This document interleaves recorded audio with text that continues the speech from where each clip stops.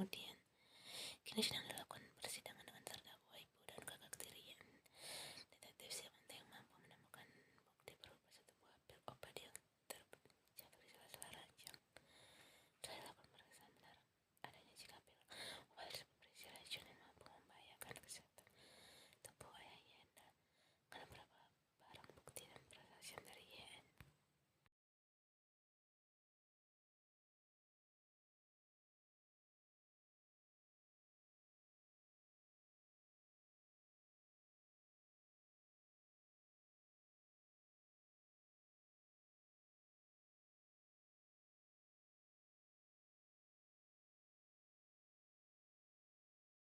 setelah jongkok Anda berperan dalam berbagai obat terlarang tersebut apa benar? Tanya jaksa penuntut yang terdiam saat. Anda tak bisa berbohong lagi karena bukti yang cukup kuat. Bukti tersebut mampu memberatkan hukuman Anda, tegas jaksa penuntut. Jongkok telah gelisah karena ketakutan. Itu benar, Jongkok menjawab dengan perlahan.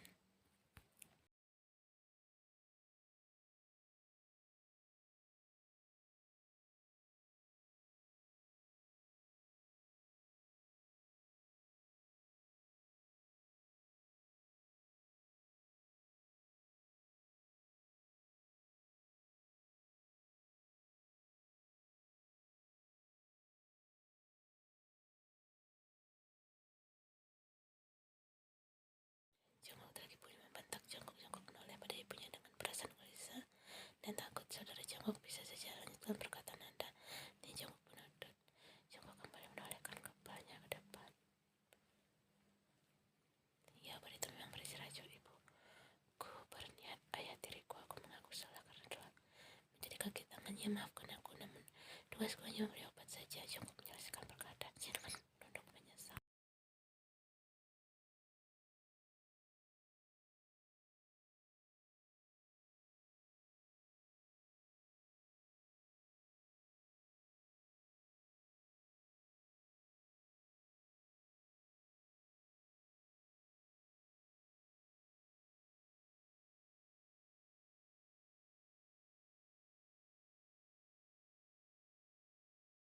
Setelah jaksa penuntut membaca atau tuntutannya, Theo tersenyum senang. Kau lihat sendirian, bahkan cukup mengkhianati ibunya sendiri.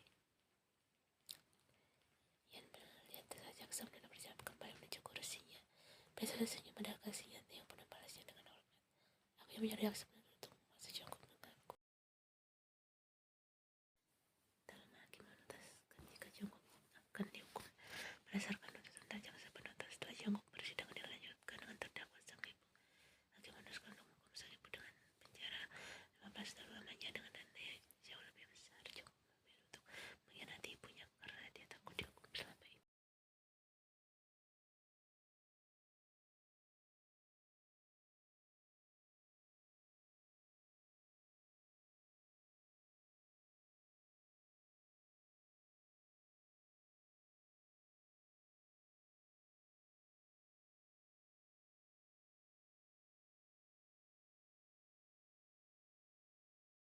Hal tersebut membuat Ian terharu. Akhirnya ibu dan kakak tirinya dapat mempertanggungjawabkan pelaku jahatnya pada keluarganya.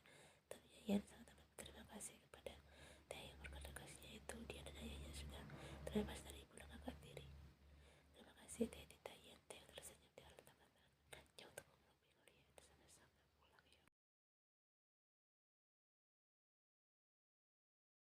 Ayah, panggil Ian senang. Setelah sampai di kamar ayahnya, terlihat jika ayahnya sedang membaca sebuah buku. Dia segera menoleh pada putrinya. Ian bergegas memeluk ayahnya. Bagaimana persidangannya? Tanya ayah. Berlanjut, mereka pantas mendapatkan balasan atas perilaku jahat pada keluarga kita. Balas Ian. Jika memungkinkan, ayah ingin sekali melihat mereka. Ayah, tidak usah memikirkan mereka. Mereka sangat jahat.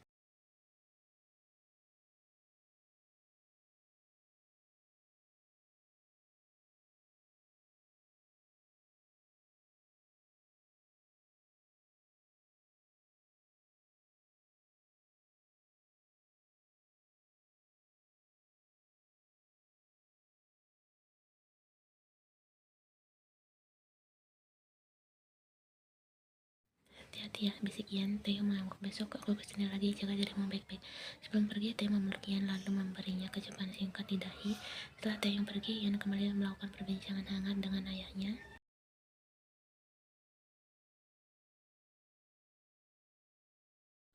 Selama kau tinggal bersamanya, kau sudah melakukan apa saja? Tanya ayahnya. Pertanyaan ayahnya sontak membuat Ian terbatu dalam minumnya. Segera wanita itu mengusap bibirnya yang basah akibat air. Ayah, mengapa bertanya seperti itu?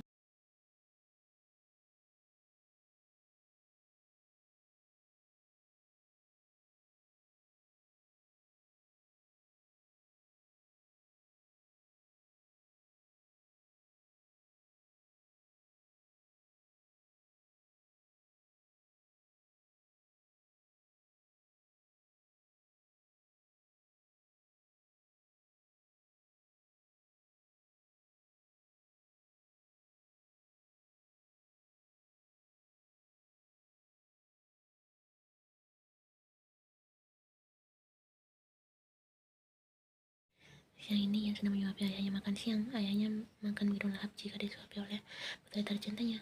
Ayah makan yang banyak agar cepat sembuh, kata Ian sambil menyuapi sesendok bubur pada mulut ayahnya. Ayahnya hanya tersenyum senang.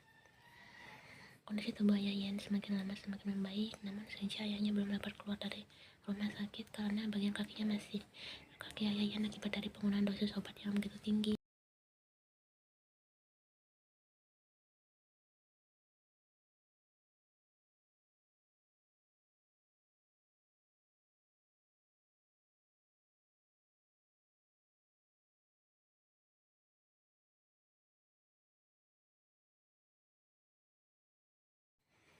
Ayah Ian telah mengetahui jika rumahnya telah dijual oleh istrinya. Hal tersebut membuatnya kecewa dan sedih karena rumah itu adalah harta yang paling berharga untuknya. Banyak kenangan manis bersama mendiang istrinya dan juga Ian waktu kecil. Hanya tidur bersama saja sih, tak apa, asal jangan bahasanya terhenti. Kau jangan nakal ya, kayak ayahnya.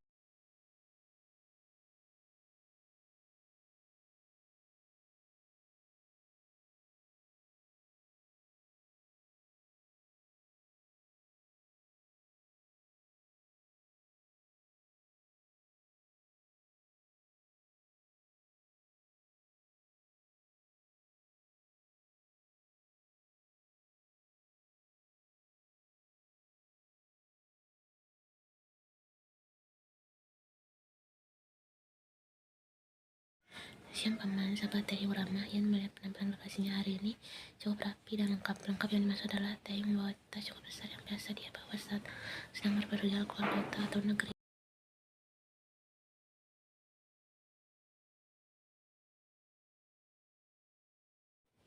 Siang nak, balas ayah Ian ramah. Hai sayang, sahabat Taeyong pada Ian sambil menggenggam satu tangan kekasihnya. Kau habis dari mana Tae? Tanya Ian.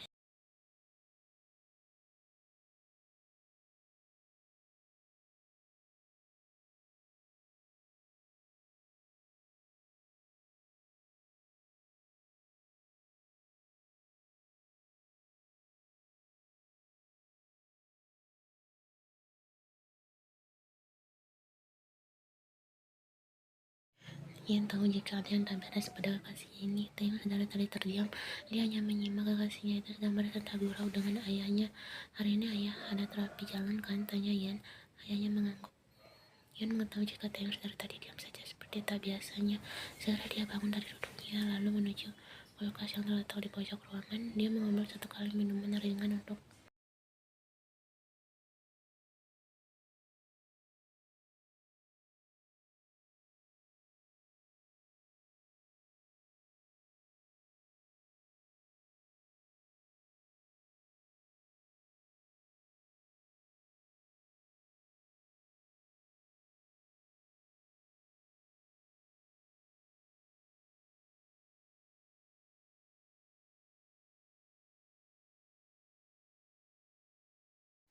jam 12 ini kami berangkat, paman, jawab Taeyong membuat Ian terkejut. Karena menurutnya itu sangat tiba-tiba. Jam 12 dan tinggal 1 jam lagi. Tapi mengapa tiba-tiba? Aku pun baru mengetahuinya semalam, balas Taeyong. Baiklah, saya izinkan, tolong jaga Ian di sana. Ayah tidak apa, saya tinggal selama 3 hari. Tidak apa sayang, ayah akan baik-baik saja. Pergilah, perjalanan bisnis untuk sangat penting.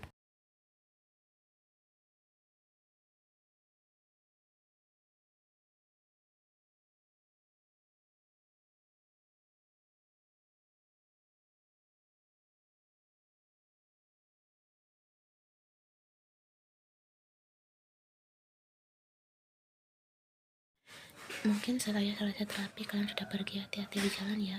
Terima kasih paman, saya akan menjaga Ian dengan baik di sana.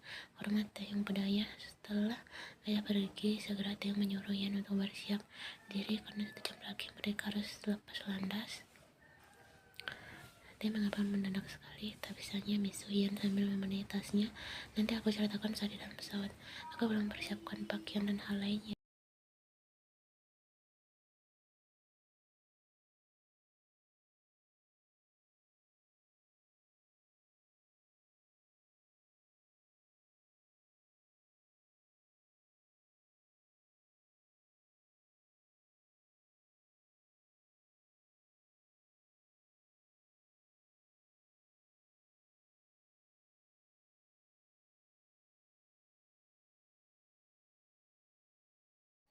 Sudah 5 jam mereka mengudara, namun Taeyong belum juga memberitahunya. Siap-siap kepala yang jatuh pada bahu kasihnya. Wanita itu mengantuk. Di luar di kamar perintah Taeyong, aku ayo denganmu, perintah Yen.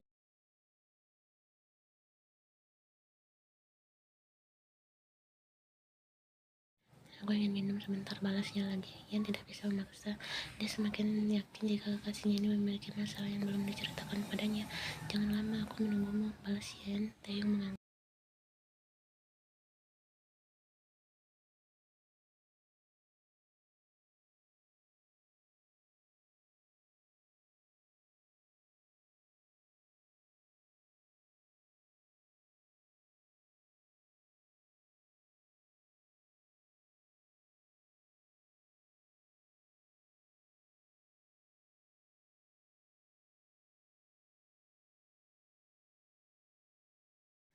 Segera Yen bangun dari tidurnya, lalu turun dari kasur. Dia keluar dari kamar untuk menuju kabin utama. Di sana dia melihat beberapa ajudan yang masih tidur. Yen terus berjalan menuju minibar. Terus sesuatu dona, tanya seorang pramugari. Yen menggeleng cepat. Aku ingin tanya berapa banyak minuman yang Taeyong habiskan tadi. Tanya Yen pada seorang pramugari tersebut.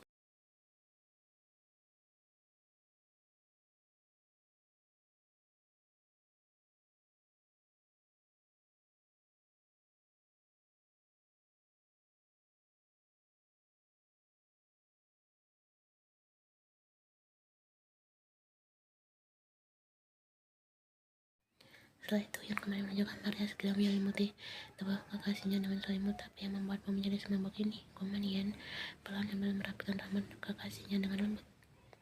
Yen membiarkan Taeyong tidur. Dia sebetulnya ingin kembali tidur, namun tak bisa. Padahal langit di luar masih gelap. Karena bosan, ia memutuskan untuk mandi tengah malam ini. Kebetulan dia baru mandi hanya di pagi hari.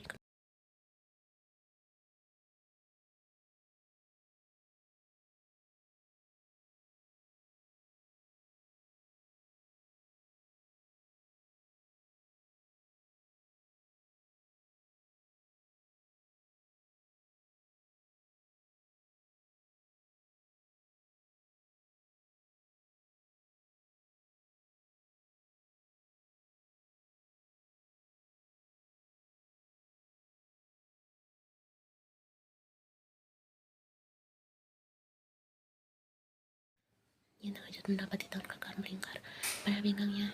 Aku terkejut, kesal Yen saat merasakan jantungnya berdebar cepat. Aku juga ingin mandi, balas Taeyong dengan suara beratnya. Segera Taeyong ikut meletakkan kepalanya di bawah shower. Keduanya mandi bersama, saling memeluk.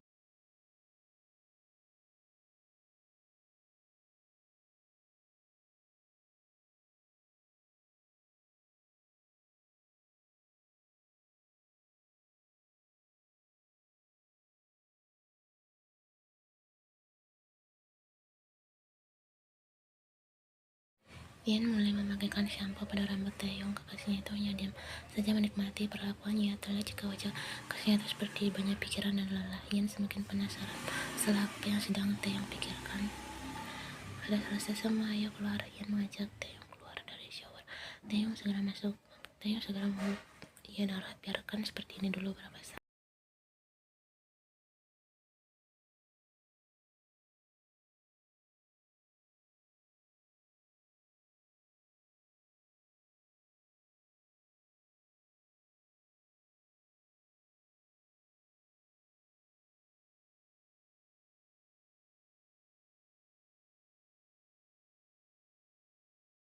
Sebentar ya, pintar Taeyong dengan suara palu dan baratnya. Yan memang dia ingin menolak, namun melihat tatapan dan tingkah Taeyong yang tenang seperti biasanya, dia menjadi takut untuk menolak.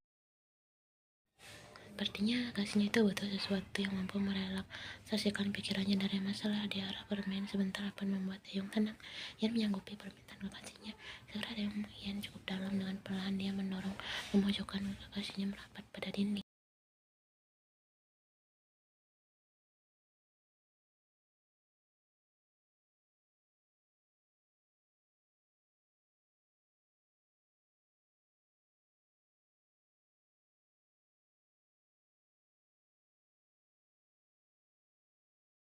Perutnya saling kembali memakai pakaian dan tengah tidur di atas kasur sambil memeluk keadaan Taeyong sudah kembali membaik. Dia tidak lagi terlihat karuan. Taeyong segera menceritakan pada Yan apa yang sedang terjadi. Dia pergi ke Korea bukan untuk berjalan bisnis, namun untuk menemui ayah kandungnya yang telah lama hilang, yang selama ini dia tidak tahu kemana dia keberadaannya. Kini dia telah mengetahui karena sepupunya Jae memberitahunya kemarin. Yan bertemu ayah kemarin di suatu supermarket. Tingkahnya tadi yang terlihat tak seperti biasanya, seperti cemas, gelisah, karuan, hingga mabuk itu. Karena dirinya merasa stres, banyak pikiran, banyak hal yang ingin dia sampaikan pada ayahnya. Dia sangat marah pada ayahnya karena menangkan masa lalunya buruknya, sehingga hal itu membuatnya stres.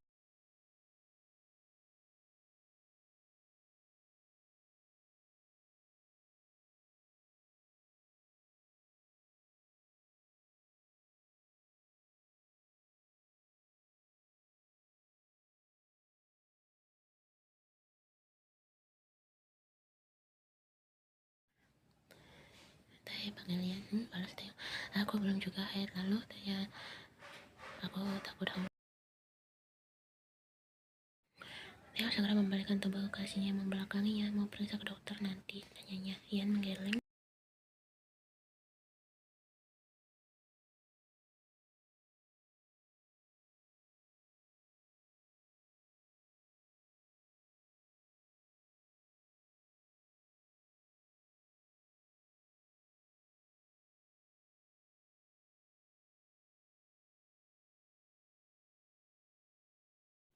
Ya sudah, tak apa. Sekarang kita tidur saja. Nanti kita periksa di rumah sakit Seoul.